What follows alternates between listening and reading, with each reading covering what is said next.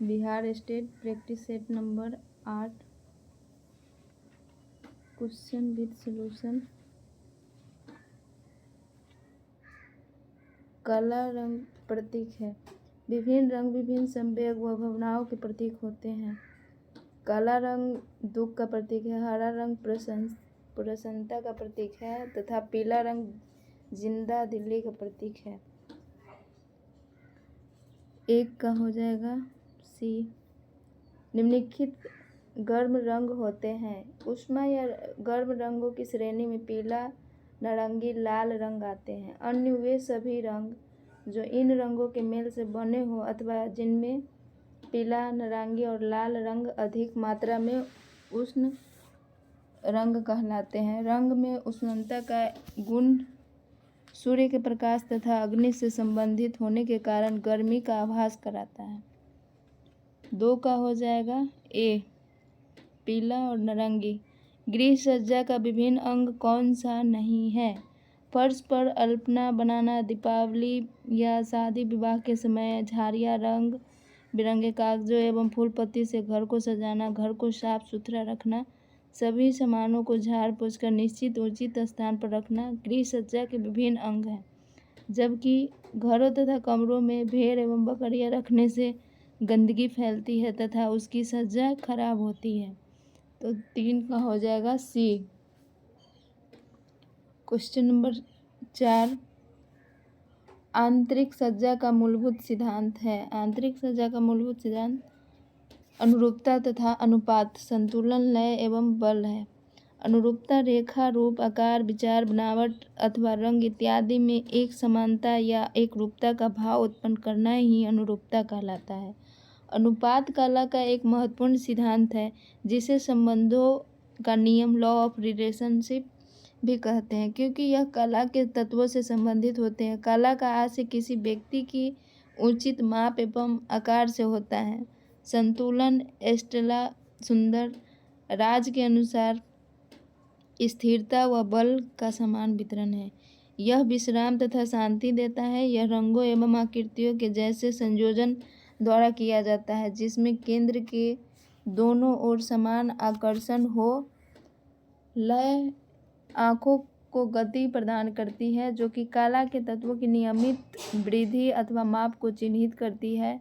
लय कला में गति प्रदान करती है।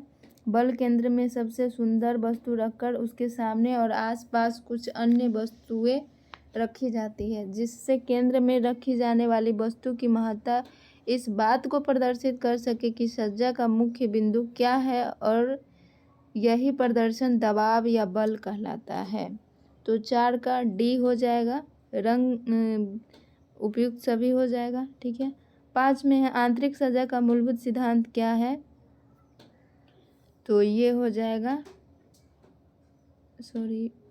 5 में है खिड़की के सबसे निचले हिस्से को कहते हैं सील। निम्नलिखित में से कौन सा मानवीय संसाधन है? तो 6 का हो जाएगा इंटरेस्ट, रुचिया। लड़कों के लिए विवाह की न्यूनतम अवैधानिक आयु है तो 21 वर्ष और गर्ल्स की 18 वर्ष। 8 में है परिवार की अर्थव्यवस्था के सफल संचालन के लिए निम्नलिखित में से किन मूल सिद्धांतों का ज्ञान होना आवश्यक होता है? परिवार की अर्थव्यवस्था के सफल संचालन के लिए अर्थशास्त्र के मूल सिद्धांतों का ज्ञान होना आवश्यक है। परिवार में संपन्न होने वाली समस्त आर्थिक क्रियाओं का संबंध गृह अर्थव्यवस्था से होता है। आर्थिक क्रियाएं उन क्रियाओं को कहा जाता है जिनका संबंध मुख्य रूप से धन के उपभोग, उत्पादन, विनियमन तथा वितरण से होता है। तो 8 का ए होगा अर्थशास्त्र। निम्नलिखित में से समाजशास्त्र की एक विशेषता कौन सी है? तो समाजशास्त्र की विशेषता है यह मूल तटस्थ है। गेहूं जैसे अनाज की खरीद के बाजार को कहते हैं नमूने द्वारा बिक्री का बाजार, ट्रेडमार्क द्वारा बिक्री का बाजार, ग्रेड द्वारा बिक्री का बाजार उपयुक्त सभी हो जाएगा। गृह विज्ञान का क्या महत्व है? तो इसका महत्व है सैद्धांतिक तथा व्यवहारिक दोनों हो जाएगा। ठीक है। मानव शरीर का माप लेते हुए दोनों भुजाओं का विस्तार ... के बराबर होगा। किसके बराबर होगा? 8 सिर के बराबर होगा। मशीन में तेल क्यों डालते हैं? मशीन हल्की चलती है इसलिए। ठीक है। 14 नंबर में है, निम्न में कौन सी हाथ छपाई तकनीकी नहीं है? डुप्लेक्स छपाई नहीं है, यानी दोहरी छपाई। ठीक है, सी हो जाएगा। अभिक्रियाशील रंजक रेशे के साथ निम्नलिखित बंध बनाते हैं, तो ये बंध बनाएंगे कैसा? संयोजक। ग्लेजिंग दी जाती है, किसमें ग्लेजिंग दी जाती है? गोंद और स्टार्च से। हेरिंगबोन किस प्रकार की बुनाई है? हेरिंगबोन साटिन बुनाई है। हेरिंगबोन साटिन बुनाई। वस्त्र निर्माण के कपड़े को तैयार करने को क्रमवार लिखिए। तो इसका हो जाएगा 18 का हो जाएगा सिकुड़ना, सीधा करना, ब्लॉकिंग, इस्त्री करना। ठीक है, बी हो जाएगा। कपड़ा, तंतु या रेशा या बुनाई या वयन के लिए योग्य द्रव्य, इनके लिए डॉट यह व्यापक नाम है। धागा। ठीक है, वह बुनाई जिसमें तैयार वस्त्र पर तिरछी धारियाँ देखी जा सकती है, तो ये ट्विल बुनाई हो जाएगा। ठीक है। अधिक ऐंठन, धागे में ऐंठन की संख्या होती है कितना? तो ये हो जाएगा 7 से 12 ऐंठन प्रति इंच होनी चाहिए। एक मिनट। कपड़े की सेल्वेज किनारा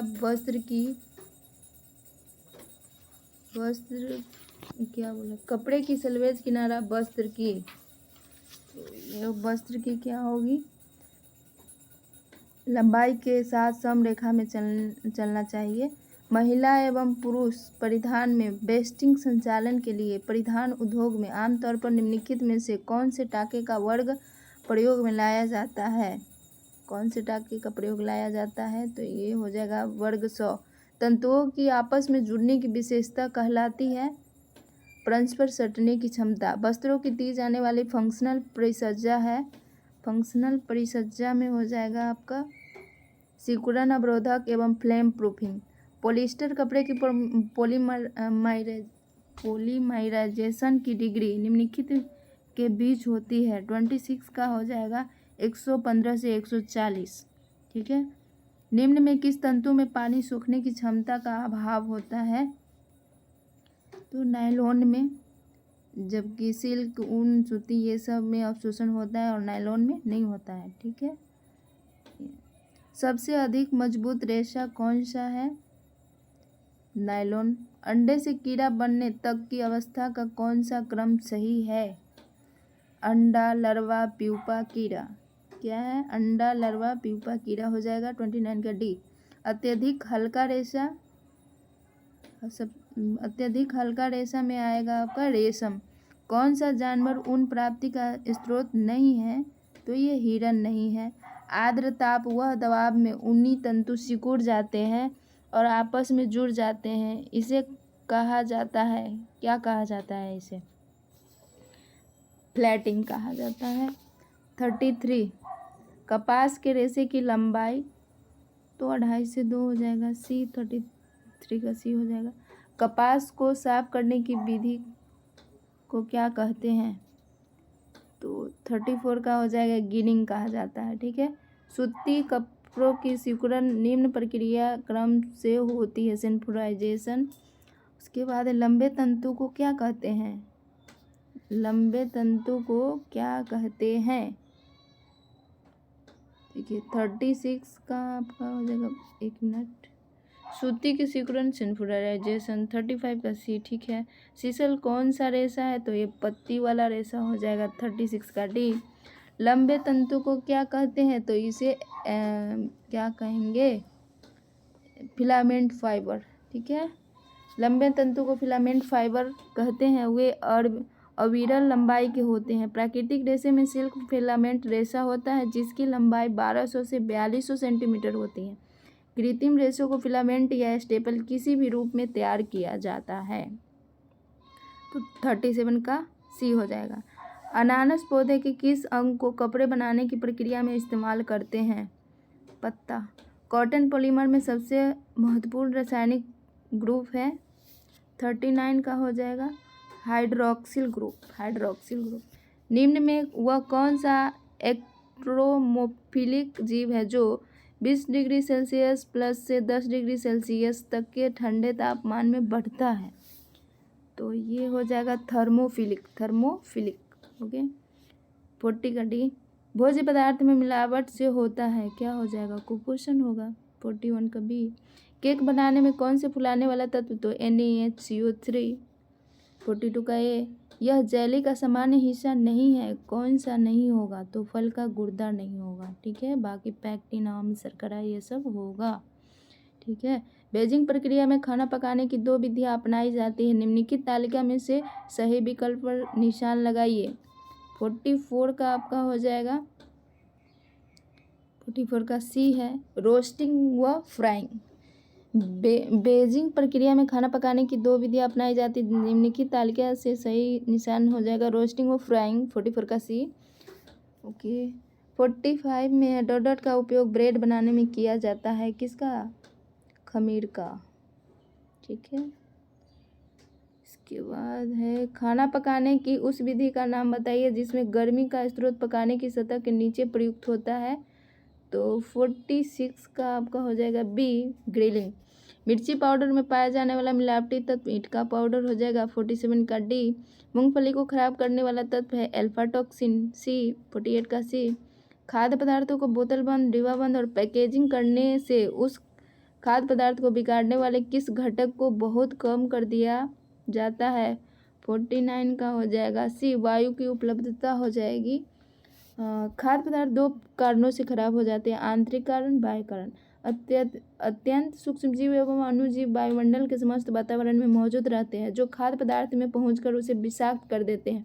खाद्य पदार्थों को खराब करने वाले अणुजीव बैक्टीरिया, फफूंदी तथा खमीर है। खाद्य पदार्थों को सुरक्षित रखने हेतु उनमें वायु की मात्रा नगण्य कर दी जाती है। ठीक है। 49 का क्या हो जाएगा? सी। निम्न में कौन से खाद्य में क्लोस्ट्रीडियम बोटुलिज्म विषाक्त पैदा होने की संभावना हो सकती है? तो 50 का क्या होगा? ए, कम अम्लीय खाद्य। ठीक है। 51, अधिकतर भोज्य पदार्थ को खराब करने वाले बैक्टीरिया विकसित होते हैं, तो न्यूट्रल पीएच में विकसित होते हैं। ठीक है। 52, कोल्ड स्टोरेज का तापमान कितना होना चाहिए? 0 से 32 फ़ारेनहाइट होना चाहिए। फल, सब्जियां, मसाले, मीट, डेयरी प्रोडक्ट आदि को सुरक्षित रखने के लिए कोल्ड स्टोरेज का प्रयोग किया जाता है। 52 का हो जाएगा ए। 53, हमारे शरीर में गुर्दे की सूजन की स्थिति में गुर्दे द्वारा डॉट का उचित निष्कासन नहीं हो पाता है। तो हमारे शरीर में गुर्दे की सूजन की स्थिति में गुर्दे द्वारा सोडियम का उचित निष्कासन नहीं हो पाता है। गुर्दे अपने काम करने में गड़बड़ी करने लगते हैं, शरीर में नमक जमा होने लगता है, जिससे आपकी पिंडली और टखनों में सूजन आने लगती है। गुर्दे की बीमारी में एक महत्वपूर्ण बीमारी है गुर्दे में सूजन। यह वह क्षति होती है जो अगर थोड़ी ज़्यादा हो जाए तो स्थिति जीवन के लिए खतरनाक हो सकती है। गुर्दे हमारे शरीर के विषाक्त और बेकार पदार्थों को छानकर पेशाब के माध्यम से बाहर निकालने के साथ साथ शरीर में पानी और तरल पदार्थ का संतुलन बनाए रखती है। इसलिए 53 का क्या हो जाएगा? ए, सोडियम। उच्च रक्तदाब से पीड़ित रोगी को देना चाहिए। उच्च रक्तचाप वाले रोगी को कम सोडियम युक्त आहार लेने की सलाह इसलिए दी जाती है कि अधिक सोडियम युक्त आहार रक्तचाप को और बढ़ा देता है। ऐसे में यदि उच्च रक्तचाप वाले व्यक्ति यदि अधिक सोडियम युक्त आहार का सेवन करेगा तो उसे हार्ट अटैक तथा हृदय से जुड़ी ऐसी अन्य समस्या का सामना करना पड़ेगा। WHO के अनुसार एक स्वस्थ व्यक्ति के लिए दैनिक आहार में सोडियम की अनुशासित मात्रा 2.4 ग्राम तथा हृदय रोगों से पीड़ित रोगी के लिए सोडियम की अनुशासित मात्रा प्रतिदिन 1.5 ग्राम से अधिक नहीं होनी चाहिए। ठीक है। तो 54 का क्या हो जाएगा? सी। ठीक है। मोटापे का कारण है, मोटापे का कारण हो जाएगा कम व्यायाम, अधिक खाना। तो ए और बी दोनों हो जाएगा, सी ऑप्शन सही है। उसके बाद है 56, मोटापे के कारण में और भी हो सकता है कम व्यायाम, अधिक खाना, आयु, लिंग, गर्भावस्था, आर्थिक स्थिति, वंशानुक्रम etc। 56 में है पेट में छाले, अल्सर होने पर इनका कम सेवन करना चाहिए। किनका कम सेवन करना चाहिए? तो 56 का हो जाएगा। अल्सर का अर्थ होता है घाव हो जाना। पेप्टिक अल्सर में अमाशय तथा पक्वाशय के श्लेष्मिक झिल्ली में घाव हो जाते हैं। इसके कारण कई छोटे छोटे छिद्र हो जाते हैं। अतः अमाशय की दीवार की श्लेष्मिक झिल्लियाँ भी गलकर धीरे धीरे नष्ट हो जाती है।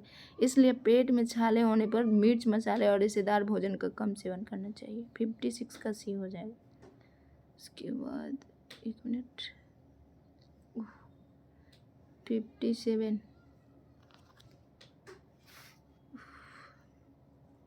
हाँ 57 में गर्भवती महिला में हीमोग्लोबिन की वह मात्रा जिससे कम होने पर एनीमिया माना जाता है। किसी भी गर्भवती महिला में हीमोग्लोबिन की मात्रा 11 ग्राम DL रक्त से कम हो तो उस महिला को एनीमिया नामक बीमारी हो जाता है, जिससे शरीर में रक्त की कमी हो जाती है और गर्भस्थ शिशु का उचित ढंग से विकास नहीं हो पाता तथा माँ भी अनेक रोगों से पीड़ित हो जाती है। तो इसलिए 57 का क्या हो जाएगा? बी। अचार और सॉस उन व्यक्तियों के आहार में सम्मिलित नहीं करना चाहिए जिनकी डॉट की शिकायत है। तो 58 का हो जाएगा डी, अति तनाव। पॉलीयूरिया किस बीमारी में दिखाई पड़ता है? पॉलीयूरिया डायबिटीज में। ठीक है। पॉलीयूरिया में बार बार पेशाब त्यागने हेतु जाना जाता है। इस अवस्था में अत्यधिक मात्रा में मूत्र विसर्जन होने लगता है। मूत्र के साथ ग्लूकोज का भी निष्कासन होता है। शरीर में इंसुलिन हार्मोन के उत्पादन में कमी अथवा दोष से उत्पन्न रोग मधुमेह डायबिटीज मेलाइटिस कहलाता है। तो 59 का हो जाएगा सी। उसके बाद है 60, नली द्वारा आहार देने को ये भी कहा जाता है। नली द्वारा आहार देने प्रक्रिया को इंटरनल न्यूट्रिशन भी कहते हैं। जब रोगी तरल पदार्थ को भी मुंह द्वारा ग्रहण नहीं कर पाता है तब नालिका ट्यूब द्वारा रोगी के पेट में आहार पहुंचाया जाता है। नालिका द्वारा भोजन देने के लिए नैसोगैस्ट्रिक फीडिंग का भी प्रयोग किया जाता है। इस विधि द्वारा भोजन पहुंचाने हेतु एक मुलायम तथा नरम पॉलीथीन की नली का उपयोग किया जाता है। तो 60 का हो जाएगा बी, इंटरनल न्यूट्रिशन। अंतरोत्तर पोषण का अर्थ क्या है? 61, बीमारी की दशा में रोगी व्यक्ति मुंह द्वारा आहार नहीं ग्रहण कर पाता है क्योंकि भोजन चबाने और निगलने में काफ़ी कठिनाई होती है। ऐसी परिस्थिति में विशिष्ट विधियों द्वारा भोजन दिया जाता है। रोगी को भोजन देने की विशिष्ट विधि नासिका नली से भोजन कराना। 61 का ए होगा, नासिका नली से भोजन कराना। ठीक है। 62, आहारीय सर्वेक्षण की एक विधि है। तो 24 घंटे 24 आवर रिकॉल मेथड आहारीय सर्वेक्षण की एक विधि है। 62 का डी हो जाएगा। गर्भवती महिला के लिए संतुलित कैलोरी है तो ये हो जाएगा 300 किलो कैलोरी है। भारतीय चिकित्सा अनुसंधान परिषद के अनुसार एक गर्भवती महिला के लिए प्रतिदिन 300 अतिरिक्त किलो कैलोरी होनी चाहिए, जबकि एक सामान्य महिला के लिए संतुलित कैलोरी की मात्रा 2500 किलो कैलोरी होती है। इस सिफारिश में ध्यान रखा गया है कि गर्भवती महिला के शरीर की आवश्यकता के अनुसार उसे पर्याप्त किलो कैलोरी मिल सके। कार्य अनुसार कैलोरी की ऊर्जा आवश्यकता निम्न प्रकार है। बैठकर काम करने वाले को 2100 किलो कैलोरी, स्त्री को, पुरुष को 2500 किलो कैलोरी, साधारण कार्य करने वाले को 2500 स्त्री और पुरुष 3000, कठिन परिश्रम करने वाले स्त्री को 3000 किलो कैलोरी और पुरुष को 3600 किलो कैलोरी। तो इस प्रकार 63 का ए हो जाएगा 300 किलो कैलोरी। बालोपहार योजना, बाल विकास फंड योजना किस बैंक या संस्थाओं के अंतर्गत कार्य कर रही है? 64 का हो जाएगा ए, जीवन बीमा निगम तथा भारतीय यूनिट ट्रस्ट। बालोपहार योजना बाल विकास फंड जीवन बीमा निगम द्वारा भारतीय यूनिट ट्रस्ट संस्था के अंतर्गत कार्य कर रही है। यूनिट ट्रस्ट ऑफ इंडिया का योजना वर्ष 1964 में प्रारंभ की गई थी। ठीक है। 64 का ए हो जाएगा। आहार चिकित्सा में इनमें से किसकी भूमिका अधिक महत्वपूर्ण है? आहार चिकित्सा 65, डाइट्रिशियन की भूमिका अधिक महत्वपूर्ण होती है। होटलों एवं अस्पतालों में आहार चिकित्सकों को नियुक्त किया जाता है। होटल में इनकी नियुक्ति ग्राहकों के लिए उपयुक्त खाद्य पदार्थों को लागू करने हेतु, अस्पताल में इनकी नियुक्ति खाद्य पदार्थों से होने वाली बीमारी का इलाज करने के लिए किया जाता है। ठीक है। तो 65 का बी हो जाएगा। मछली को मस्तिष्क का भोजन कहा जाता है क्योंकि उस मात्रा में डॉट पाया जाता है। तो तांबा, कॉपर एवं मैग्नीशियम पाया जाता है। ठीक है। क्योंकि इसमें उच्च मात्रा में तांबा, कॉपर, मैग्नीशियम पाया जाता है। मछली में प्रोटीन 15 से 20% होता है, वसा 2 से 20% होती है। मछली विटामिन डी व ए का उत्कृष्ट साधन होता है। 67 डॉट डॉट को गरीब आदमी का दूध कहा जाता है तो किसे? रागी। अनाज के समूह में रागी कैल्शियम का उत्तम स्रोत है, इसलिए इसकी तुलना दूध से की जाती है। ठीक है, इसके बाद है एलिन नामक यौगिक निम्न में पाया जाता है। एलिन नामक यौगिक ग्रैलिक यानी लहसुन में पाया जाता है, जिसके कारण यह antibacterial, antiviral, anti fungus, antioxidant गुण वाले होता है। लहसुन में सल्फर बहुतायत मात्रा में पाया जाता है, जिसके कारण इसका स्वाद कड़वा होता है। 69 का ए हो जाएगा लहसुन। राजमा में उपस्थित ऑक्जेलेट एवं फाइटेट किसकी उपलब्धता को अवरोधित करता है? राजमा में उपस्थित ऑक्जेलेट एवं फाइटेट लौह तत्व एवं कैल्शियम की उपलब्धता को अवरोधित करता है, अतः विकल्प बी सही है। काली चाय से हरी चाय बेहतर होती है। काली चाय से हरी चाय बेहतर इसलिए माना जाता है क्योंकि हरी चाय में 10 से 40 मिलीग्राम फिनोल्स नामक पदार्थ पाया जाता है, जो एंटीऑक्सीडेंट का कार्य करता है।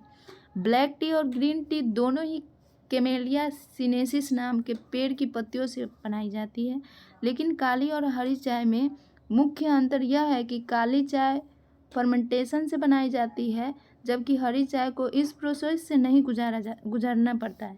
धातुत्व है कि फर्मेंटेशन के दौरान चाय के कई नेचुरल फायदेमंद तत्व बाहर निकल जाते हैं। WHO के अनुसार फर्मेंटेशन से बने खाद्य पदार्थों में एथिल कार्बोनेट नामक कैंसर कारक पदार्थ बन जाता है, अतः इस दृष्टि से भी ग्रीन टी बेहतर मानी जाती है। ठीक है, 71 का ए होगा। 72 शरीर में जल की आवश्यकता किस कार्य के लिए होती है? जल एक उत्कृष्ट प्रकार का घोलक होता है। यह कोशों के भीतर होने वाली रासायनिक प्रक्रिया में एक घोलक के भांति कार्य करता है। शरीर में जल के निम्नलिखित कार्य: अंतर्ग्रहण, लार जिसका मुख्य अवयव जल और पोषण के चिपचिपा एवं लुगदी के समान बनता है, तभी भोजन ग्रास नली से आमाशय में पहुंचाया जाता है। पाचन, पाचक रसों में जल उपस्थित रहता है, जो भोजन के पाचन में मदद करता है। अवशोषण, जल भोजन को सरलतम अणु में विभक्त करके अवशोषित होने में मदद करता है। ठीक है, तो 72 का डी हो जाएगा सभी। मानव शरीर में कितने खनिज लवणों की आवश्यकता होती है? 73। मानव शरीर में 24 खनिज लवणों की आवश्यकता होती है। हमारे शरीर में 4 से 5% अंश इन्हीं खनिज लवणों का होता है। इन्हें लघुत्व भी कहते हैं। खनिज लवणों को रक्षात्मक भोज्य पदार्थ माना जाता है, तो 73 का हो जाएगा डी। मंदबुद्धि निम्न में किसकी कमी के कारण होता है? सभी मनुष्य के लिए आयोडीन एक महत्वपूर्ण खनिज लवण है। मानव शरीर में करीब 15 से 23 मिलीग्राम आयोडीन होता है। मंदबुद्धि आयोडीन की कमी के कारण होता है। आयोडीन की कमी से गलगंड भी हो जाता है। जब गर्भवती माताओं को लंबे समय तक आयोडीन की पर्याप्त मात्रा नहीं मिलती है, तब वे ऐसे बच्चे को जन्म देती है जिनमें शारीरिक या मानसिक विकार होते हैं। ठीक है, 74 का बी हो जाएगा आयोडीन। आयोडाइड्स के 10 ग्राम से डॉट डॉट आयोडीन मिलता है, तो आयोडाइड्स के 10 ग्राम से 120 आयोडीन मिलता है। आयोडीन थायराइड ग्रंथि हार्मोन थायरोक्सिन का एक मुख्य अंश है। शरीर में कुल 15 से 23 मिलीग्राम आयोडीन होता है। इसकी कमी से गलगंड या घेगा नामक रोग होता है। 75 का डी हो जाएगा। 120 एक 5 वर्ष के बच्चे को विटामिन ए दी जाने वाली डोजेज की संख्या होनी चाहिए। बच्चे को हर 6 माह पर विटामिन ए की डोज दी जाती है। यह 5 वर्ष तक दिया जाता है। 5 वर्ष के बच्चे को लगभग 11 बार विटामिन ए दिया जाता है। ठीक है, 76 का डी हो जाएगा 11 बार। कौन सा पोषक तत्व गर्भस्थ शिशु में संग्रहित होता है? तो 77 यह केवल प्राणिज भोज्य पदार्थ में पाया जाता है। वनस्पति भोज्य पदार्थ में कैरोटीनॉइड्स होता है, जो बॉडी में जाकर विटामिन ए में परिवर्तित हो जाता है। इसलिए कैरोटीनॉइड्स को प्रोविटामिन ए भी कहते हैं। विटामिन ए गर्भस्थ शिशु में संग्रहित होता है। 77 का सी हो जाएगा। सामान्यतः दृष्टिबाधित व्यक्ति में दृष्टि तीक्ष्णता होती है। दृष्टि क्षीणता उस स्थिति को कहा जाता है जब किसी व्यक्ति की दृष्टि में कई प्रकार के दोष उत्पन्न हो जाते हैं जिसे चिकित्सा पद्धति द्वारा सामान्य स्तर तक ठीक नहीं किया जा सकता। सामान्यतः दृष्टिबाधित व्यक्तियों में दृष्टि तीक्ष्णता 20/200 की होती है। तो 78 का हो जाएगा डी 20/200 तो हो जाएगा डी ऑप्शन। कौन से विटामिन की कमी से किसी वयस्क व्यक्ति में ऑस्टियोपोरोसिस में विकास के परिणाम स्वरूप होती है? 79 विटामिन डी की कमी से किसी वयस्क व्यक्ति में ऑस्टियोपोरोसिस नामक रोग हो जाता है। ऑस्टियोपोरोसिस मुख्यतः वृद्ध ओल्ड एज में होता है। अस्थियां निःशक्त, कमजोर एवं भुरभुरी ब्राइटल हो जाती है तथा जरा सी चोट लगने अथवा गिर जाने पर टूट जाती है। टूटी हुई अस्थियां जल्दी नहीं जुड़ती। ऑस्टियोपोरोसिस मुख्यतः 2 कारणों से होता है, हार्मोन में कमी होने से, दूसरा आहार में विटामिन डी एवं कैल्शियम की कमी के कारण। यह उम्र बढ़ने के साथ सामान्यतः देखने को मिलता है। तो 79 का बी हो जाएगा विटामिन डी। ठीक है, इसके बाद है 80 विटामिन B12 की कमी से होने वाले रक्तहीनता कहलाती है। क्या कहलाती है? पर्नीशियस रक्तअल्पता रोग की स्थिति में रक्त में लाल रक्त कणिकाएं रेड ब्लड कार्पोल्सेस की संख्या कम हो जाती है तथा इनका आकार भी सामान्य की अपेक्षा अधिक बड़ा हो जाता है। यकृत के प्रयोग से पर्नीशियस रक्तअल्पता रोग दूर हो जाता है। मेगाब्लास्टिक एनीमिया एक प्रकार का एनीमिया है जो शरीर में विटामिन B12 या फोलिक के निम्न स्तर के कारण होता है। आरबीसी साथ ही अस्थि मज्जा और शरीर में अन्य कोशिकाओं को सामान्य रूप से विकसित होने के लिए विटामिन B12 और फोलिक की आवश्यकता होती है। सिकल सेल एनीमिया असामान्य हीमोग्लोबिन के कारण होने वाली रक्त की एक आनुवंशिक विकार है। असामान्य हीमोग्लोबिन के कारण लाल रक्त कोशिकाएं सिकल के आकार की हो जाती है। यह उनकी ऑक्सीजन ले जाने की क्षमता और रक्त प्रवाह की मात्रा को कम करता है। माइक्रोसाइटिक आयरन की कमी से होने वाला एनीमिया एक प्रकार का एनीमिया है जो शरीर में आयरन के निम्न स्तर के कारण होता है। इस प्रकार 80 का बी ऑप्शन होगा पर्नीशियस। वसा या तेल को अधिक देर तक गर्म करने से एक हानिकारक पदार्थ बनता है। तो क्या बनता है? वसा या तेल को अधिक देर तक गर्म करने से हानिकारक पदार्थ बनता है जिसे एक्रोलीन या प्रोपेनल के नाम से जाना जाता है। यह भोज्य मुख्यतः वसा को अधिक देर तक पकाने, पेट्रोलियम ईंधन के दहन तथा विभिन्न रासायनिक क्रियाओं से भी उत्पन्न होता है। एक्रोलिक को कैंसर कारक भी माना जाता है। 81 का हो जाएगा बी। वसा के पाचन के लिए कौन सा एंजाइम आवश्यक है? 82 वसा के पाचन के लिए लाइपेज एंजाइम आवश्यक होता है।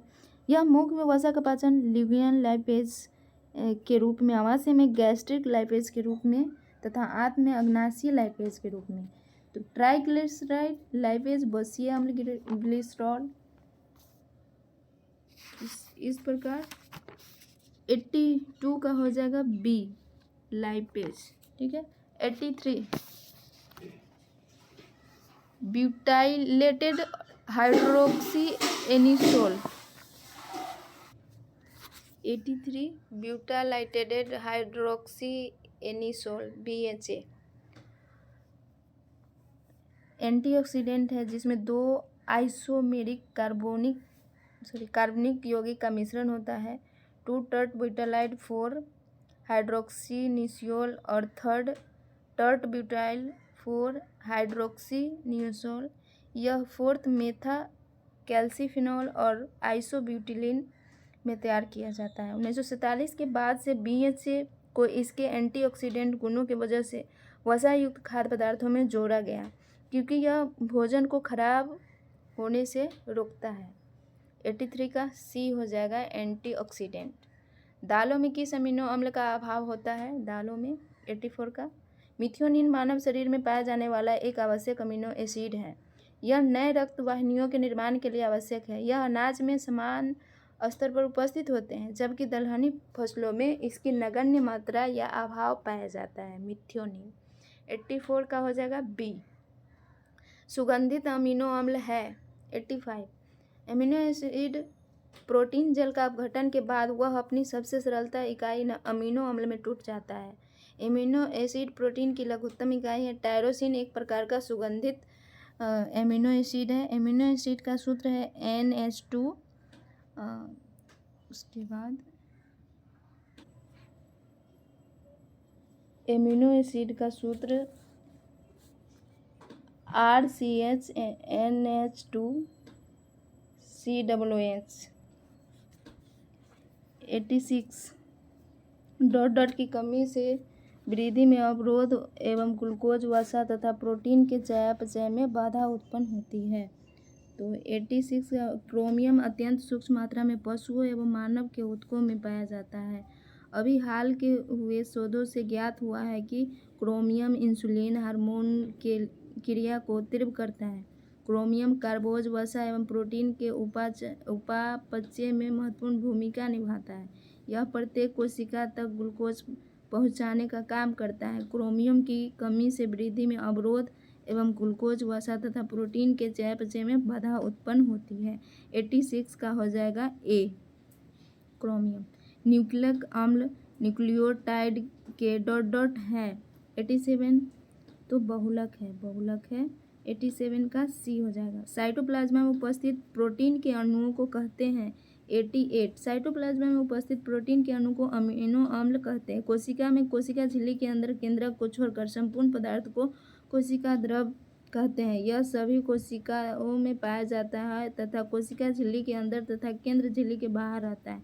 यह रवेदार जेलीनुमा अर्ध तरल पदार्थ है। यह पारदर्शी एवं चिपचिपा होता है। RNA एक प्रकार का न्यूक्लिक एसिड होता है जो सीधे प्रोटीन संश्लेषण में शामिल होता है। DNA जीवित कोशिकाओं के गुणसूत्रों में पाए जाने वाले तंतुनुमा अणु यह हर एक जीवित कोशिका के लिए अनिवार्य है। तो 88 का हो जाएगा सी एमिनो अम्ल। ठीक है।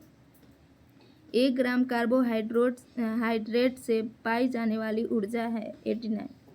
कार्बोहाइड्रेट घुलनशील शर्करा के रूप में तथा अघुलनशील मंड के रूप में हमारे भोजन में संचित रहते हैं। ये हमारे शरीर को ऊर्जा प्रदान करते हैं। कैलोरी ऊर्जा मापने का एक पैमाना है। प्रोटीन तथा कार्बोहाइड्रेट के 1 ग्राम से 4 कैलोरी ऊर्जा प्राप्त होती है, जबकि वसा का 1 ग्राम से 9 कैलोरी ऊर्जा। देखिए यहाँ पे क्या बोला गया है, प्रोटीन तथा कार्बोहाइड्रेट के 1 ग्राम से 4 कैलोरी ऊर्जा प्राप्त होती है, जबकि वसा में 1 ग्राम से 9 कैलोरी ऊर्जा प्राप्त होती है। ठीक है। प्रोटीन में 1 ग्राम से 4 कैलोरी और वसा में 1 ग्राम से 9 कैलोरी। 89 का ये हो जाएगा 4 कैलोरी। ठीक है। माइक्रो पॉलीसेकेराइड डॉट के साथ संयोजन में पोलियोलाइकेंस के रूप में पाए जाते हैं। 90 का हो जाएगा कार्बोहाइड्रेट के साथ संयोजन में प्रोटियोग्लाइस के रूप में पाया जाता है माइक्रो पॉलीसेकेराइड, है ना। 90 का हो जाएगा ए कार्बोहाइड्रेट। बासी ब्रेड में आमतौर पर डॉट का असर होता है। तो मोल्ड पतले तार की तरह सूक्ष्म जीवाणु होते हैं जो नमी द्वारा अंधकार में अधिक पनपते हैं। ये खाद्य पदार्थ पर राई के समान छा जाते हैं। अधिक बढ़ने पर ये हरे, नीले, काले आदि रंगों में दिखाई देने लगते हैं और पनीर, जेली, जैम, अचार, मुरब्बा, डबल रोटी आदि पर जाल के समान छा जाते हैं। तो 91 का ए हो जाएगा। ठीक है। मोल्ड डॉट भोजनजन्य रोगों के कारण में से एक है। 92 भोजन को विषाक्त बनाने में सूक्ष्मजीव प्रमुख है। ये भोजन सामग्री में पहुंचकर जिसमें विष उत्पन्न कर देते हैं। ये सूक्ष्मजीव भोजन को सड़ाकर दूषित कर देते हैं। कुछ भोज्य पदार्थ शीघ्र नष्ट होने वाले होते हैं। ये प्रायः फफूंदी, शुक्राणुओं, खमीर तथा जीवाणुओं के कारण नष्ट हो जाते हैं। कुछ पौधे देखने में पालक, मेथी आदि की तरह होते हैं, किंतु विषयुक्त होने के कारण भोज्य सामग्री में शामिल किए जाने पर विषाक्त बना देते हैं। तो 92 का हो जाएगा ए सूक्ष्मजीव से दूषित होना। यहाँ पे है 93 पुष्टिकर पदार्थ। 93 पुष्टिकर पदार्थ में पुष्टिकर पदार्थ शरीर को ऊर्जा की आपूर्ति नहीं करते बल्कि शरीर को होने वाले रोगों से रक्षा करते हैं। विटामिन और खनिज तत्व इसी के अंतर्गत आते हैं। अधिक कैलोरी प्रदान करने वाले भोज्य पदार्थ का सेवन करने से खनिज तत्व की स्वतः पूर्ति हो जाता है। शरीर की क्रियाशील के लिए विटामिन की आवश्यकता होती है। 93 का ए हो जाएगा, ऊर्जा की आपूर्ति नहीं करते। ठीक है। 94 निम्नलिखित में से किसे ऊर्जा की प्रतिदिन आवश्यकता सबसे अधिक होगी? 94। अत्यधिक परिश्रम करने वाले या पत्थर तोड़ने वाले व्यक्ति को अत्यधिक ऊर्जा की आवश्यकता होती है। 94 का हो जाएगा सी। 0 से 6 महीने के बच्चे के लिए प्रतिदिन लगभग कितना प्रोटीन चाहिए? 95। 0 से 6 महीने के बच्चे के लिए लगभग 0.5 ग्राम किलो कैलोरी प्रोटीन होना चाहिए पर डे, है ना, 0.5। निम्न में से कौन से बच्चों में PEM का कारण है? 96। तो तनाव, स्ट्रेस। बच्चों में PEM का कारण है स्ट्रेस, है ना, तनाव। पोषण, 97। पोषण एक ऐसी प्रक्रिया का संयोजन है जिनके द्वारा जीवित प्राणी अपनी क्रियाशीलता को बनाए रखने के लिए तथा अंगों की वृद्धि एवं पुनर्निर्माण हेतु आवश्यक तत्वों को प्राप्त करता है तथा शरीर में उनका उपयोग करता है। यह मानव जीवन की प्राथमिक आवश्यकता है। 97 का हो जाएगा डी। वृद्धि हार्मोन का संश्लेषण किसके द्वारा होता है? 98। पूर्वकाल प्यूटरेटी एड्रीनो हाइपोफाइसिस कई अलग अलग हार्मोन्स को स्रावित करने में मदद करता है जिनके पूरे शरीर में महत्वपूर्ण कार्य होते हैं। कुछ हार्मोन तो एडिनो हाइपोफाइसिस द्वारा जारी किए जाते हैं। इनमें थायराइड उत्तेजक तथा हार्मोन्स वृद्धि हार्मोन शामिल है। 98 का बी हो जाएगा। किस स्केल में कोई व्यक्ति अपनी पोशाक या पहनावे के औचित्य का मूल्यांकन कर सकता है? तो 99। अनुपात, संतुलन, लय, अनुरूपता, दबाव, संबल तथा आकर्षण केंद्र आदि ऐसे मानदंड है जिसमें कोई भी व्यक्ति अपनी पोशाक या पहनावे के औचित्य का मूल्यांकन कर सकता है, क्योंकि इनमें किसी एक की उपेक्षा परिधान के सौंदर्य को नष्ट कर देने के लिए पर्याप्त है। ठीक है। 100 सेल्फ हेल्प फीचर। 99 का क्या हो जाएगा? डी। इनमें से सभी हो जाएगा।